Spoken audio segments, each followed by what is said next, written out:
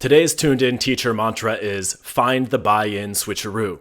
It's common for teachers to identify or be told a topic or skill to teach and then try to figure out how they can make it interesting, how to make students buy in to that topic. The buy-in switcheroo does the reverse. It identifies what already holds students' interest or attention and figures out how that can be tied into the given topic or skill. The motivation for the buy-in switcheroo is partly just that it's good practice to identify and communicate the stakes that might be involved in learning a thing.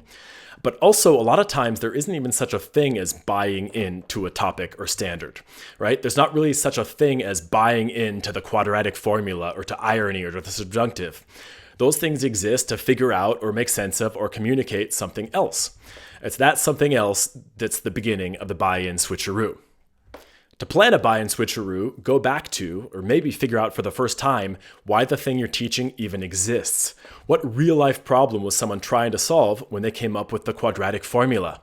Why would a person express something ironically instead of some other way? What were speakers of a language trying to communicate when they started saying things in a way that we call the subjunctive, and what purposes keep speakers using it still? Once you've got that, you can think about what students already do or are already interested in that such a purpose could apply to. It might help to remember that your buy-in switcheroo doesn't have to be insanely fascinating, just more interesting than the alternative, more interesting than what students may have come to expect from school. By the way, in case you're looking for more concrete examples and applications of this and other mantras, this is a good time to mention that I'm actually working on a book with tons of practical applications for in and out of the classroom, and not just for teachers, but also for students and school leaders. More on that to come. For now, look ahead at something you're about to teach and see if you can find the buy-in switcheroo.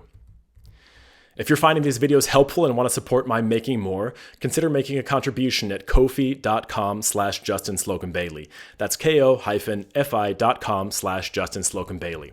And of course, don't forget to subscribe to, like, comment on, and share these videos.